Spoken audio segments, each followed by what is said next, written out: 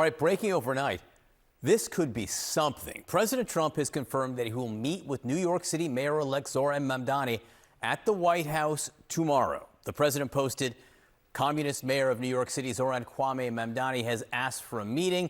We have agreed that this meeting will take place at the Oval Office. Of course, Mamdani, not a communist, a Democratic socialist. With us now, former Chief of Staff to Vice President Mike Pence, Mark Short, and Democratic strategist and former White House Deputy Assistant to President Clinton, Matt Bennett.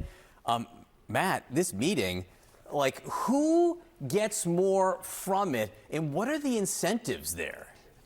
It's going to be a banger.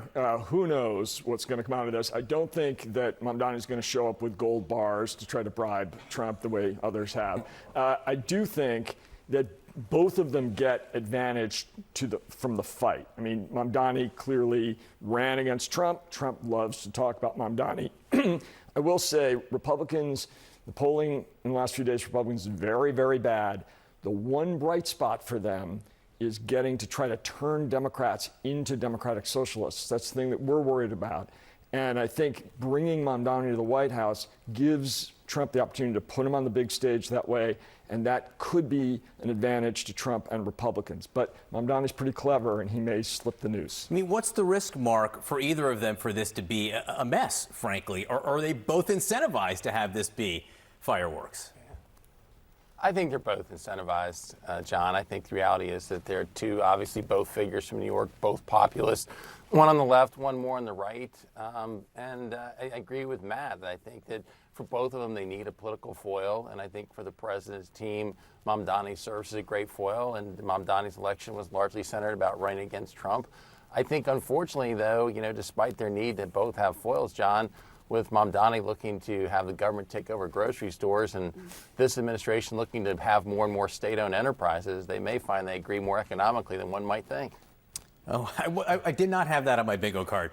Mark Short, traditional Republican looking for the wraparound there between Mamdani and Donald Trump on government takeovers there. I do want to talk to you both about the economy. We get the jobs report for September, which has been delayed until now because of the government shutdown. That comes out in 1 hour from now exactly. And before that came out, there's a doozy of a poll from Fox News that came out overnight on the economy and the president's approval. It found that 76% of voters, 76% view the economy negatively. That's up. That is worse than it was at the end of President Biden's term.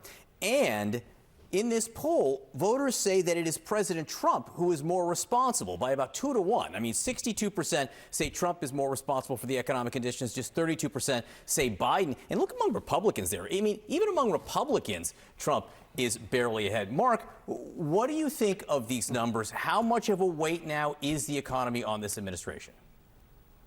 Oh, I think it's a huge weight. I think it's the seminal issue for them. I think they know that from what the November polling suggested from the elections. I think they know it heading into the midterms next year, which is why you hear the president now talking about affordability, understanding that cost of living is a big issue for Americans. You saw him going to McDonald's earlier this week to their big event to talk about affordability. So I think the administration understands it. What I don't know, John, is whether you see any change in direction, because I think that their trade agenda continues to damage the economy and hurt jobs.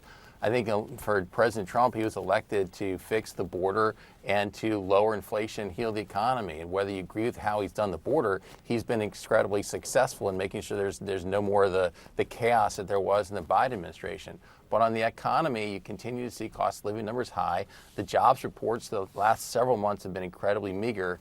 And you're not going to see all the furloughed employees and those who took buyouts at the end of September 30th until you get now that the December jobs report, since there isn't going to be one announced from October. So I think that these jobs numbers continue to be pretty meager, and I think the economy is a huge challenge for this administration right now.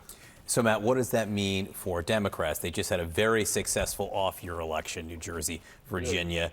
What does it mean for Democrats looking to 2026? Look, we have a message, and the message is you can't afford to live in Donald Trump's economy. He owns this economy now. We are 11 months into this administration. Trying to blame Joe Biden for this is falling completely flat, as you say, even among Republicans. And what you saw from Mikey Sherrill in New Jersey and Abigail Spanberger in Virginia, and even from Mamdani here in New York, is a relentless focus on affordability does move numbers. Sheryl Spanberger won 7% of Trump voters from 2024. These are people that swung pretty quickly back to Democrats. I think you're going to see that again in 26. Hey, very quickly, Mark Short, to you, since you are part of the sort of the Veep alum club, having worked in the vice president's office under former Vice President Mike Pence. Today is the funeral for former Vice President Dick Cheney. All living former vice presidents will be there, but President Trump and Vice President Pence not invited. Current Vice President J.D. Vance not invited. What do you think about that? I mean, clearly there's bad blood between the Cheney family and the Trump administration, but what about their absence at this funeral? I think it's too bad. I think that Dick Cheney is an amazing American story, a guy who was elected to Congress, rose to leadership, later served as chief of staff at the White House, was Secretary of Defense during the first Persian Gulf, was obviously vice president in America's response to 9/11. He's a giant American political figure who's a patriot, who has, I think, those on the left will view him as a more controversial figure, and it's clear that those in the current administration don't relish his legacy either. But he's clearly an American giant and somebody who has an amazing legacy, and I think his remarkable life should be celebrated by all. All right, Mark Short, Matt Bennett, great to see you both. And Matt, nice to see you in person. Mark, we missed you. Sarah?